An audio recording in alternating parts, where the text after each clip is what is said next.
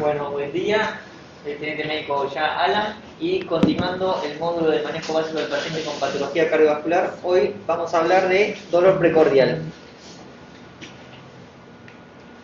Ponete más a trabajar. Ahí está. Entonces, este tema es muy importante ya que es uno de las consultas más frecuentes en lo que es el servicio de guardia de emergencia, y el 60 al 90% no está asociado a enfermedad coronaria, por eso es bueno hacer una correcta anamnesis. La prevalencia de angina aumenta con la edad, a partir de los 45 años, y de 10 al 12% de mujeres mayores de 65 años, y en hombres mayores de 65 años la prevalencia es del 12 al 14%.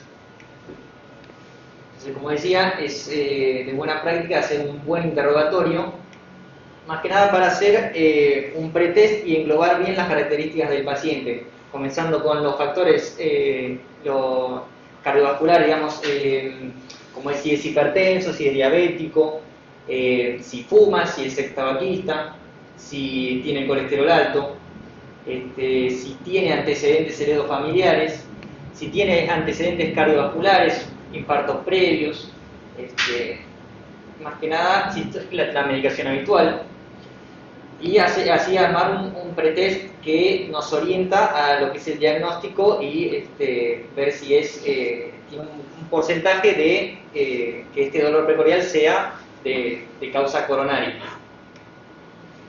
Después lo que vamos a preguntar es las características del dolor. Como método universal se toman tres criterios, donde más que nada la característica que sea en la parte anterior del tórax o precordial, que sea en la parte del cuello, mandíbula, brazos, digamos, miembros superiores, que aumente en ejercicio o en estrés y que disminuya en reposo o con nitritis. Si tenemos los tres criterios, podemos decir que es un angor típico. Si cumple con dos, es un angor atípico. Y si solo con uno, ya podemos decir que es un dolor torácico no anginoso y hacer un diagnóstico diferencial. Esta tablita muestra bien, más que nada, lo que es en esta columna, las características donde nos aumenta el riesgo de que sea de origen coronario, como retroesternal, el miembro, lo que comentábamos antes, que sea de características opresivas, pesadez, que cuando el paciente te dice cómo es la lesión, utilice más que nada el puño, no el dedo, sino como en puntada, que la duración sea de menos de 20 minutos y que aumente al esfuerzo, disminuya el reposo o con los nitritos. Y puede tener sintomatología asociada, como puede ser sudoración, se puede pensar con síncope. Esto más que nada en lo que es pacientes de añosos, mujeres o diabéticos también.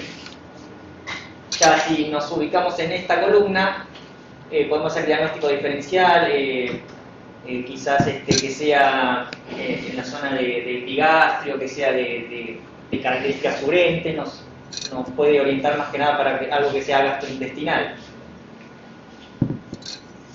Y acá se ve, digamos, los que son de color rojo, digamos, con estas características nos dice que puede ser más de que haya isquemia, digamos, de origen coronario, y más para el lado que el dolor sea del lado derecho, que sea quemante, que el paciente lo diga como un dolor pleurítico o que se señale con el dedo. Eso ya nos orienta más para diagnósticos diferenciales.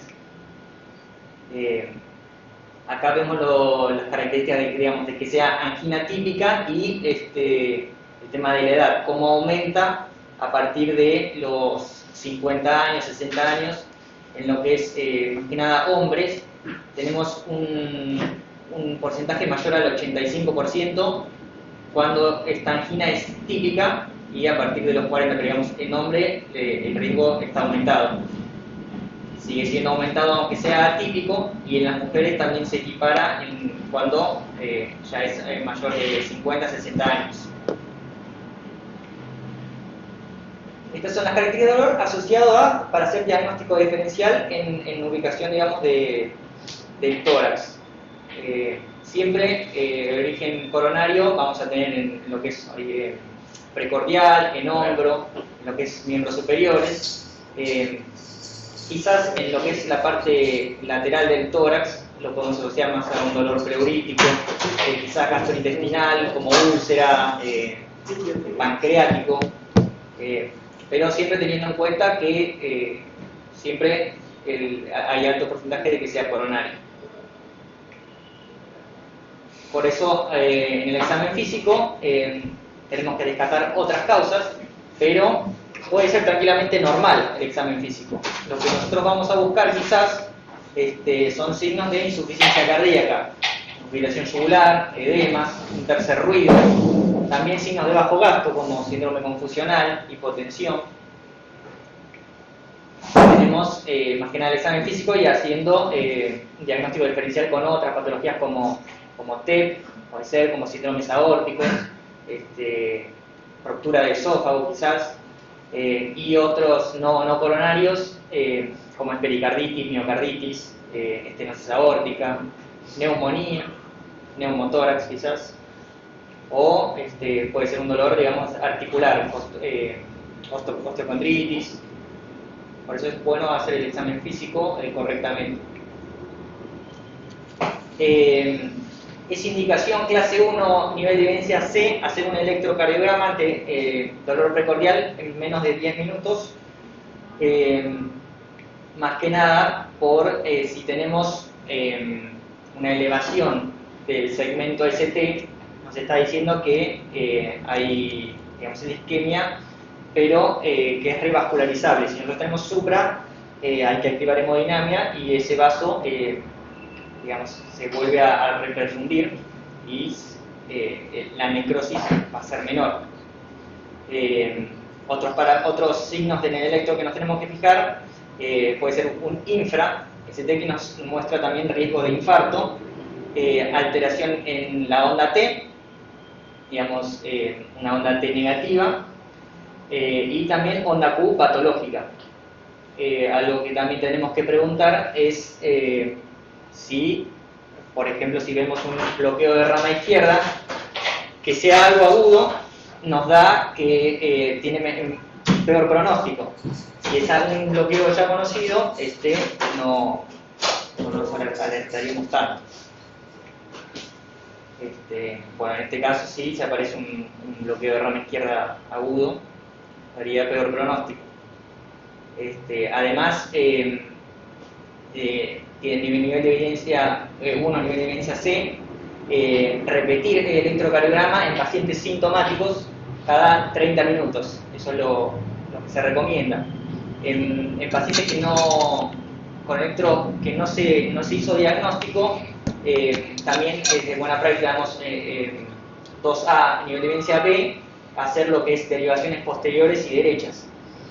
Y en pacientes asintomáticos con alto riesgo, sí, monitorizarlo, digamos, durante el periodo de observación. Además, hacer una radiografía de tórax para descartar otros síntomas, otras patologías, digamos. Y los biomarcadores. Actualmente se utilizan las troponinas de alta sensibilidad,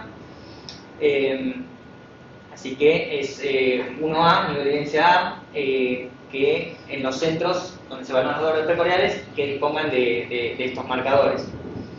Siempre es preferible en las troponinas de alta sensibilidad, siempre en las primeras horas del paciente sintomático, y repetirlas a las 3 horas para descartar, digamos, infarto. Cuando no se tiene troponinas de alta sensibilidad, se recomiendan las troponinas, troponinas T y troponina I estándar.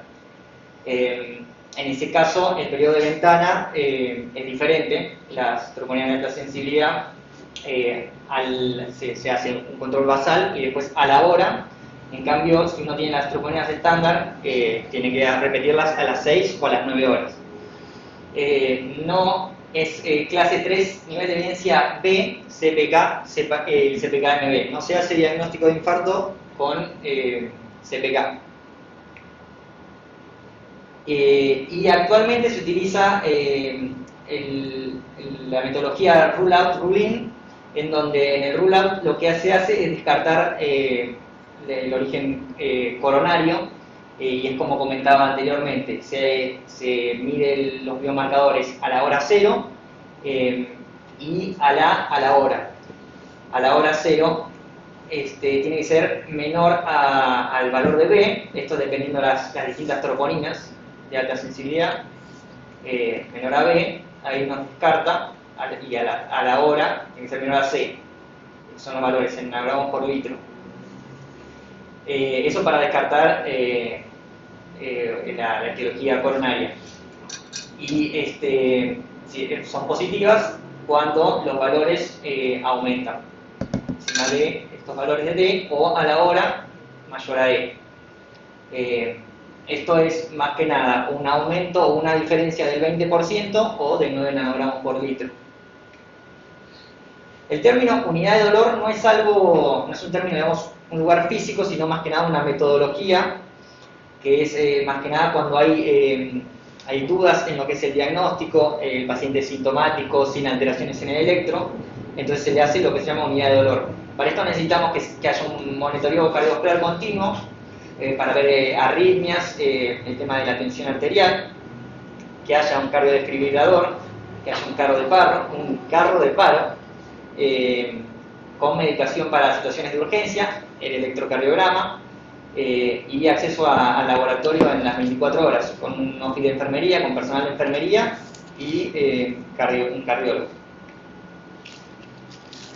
Que cuando tenemos un pretest, digamos, en una persona con bajo riesgo,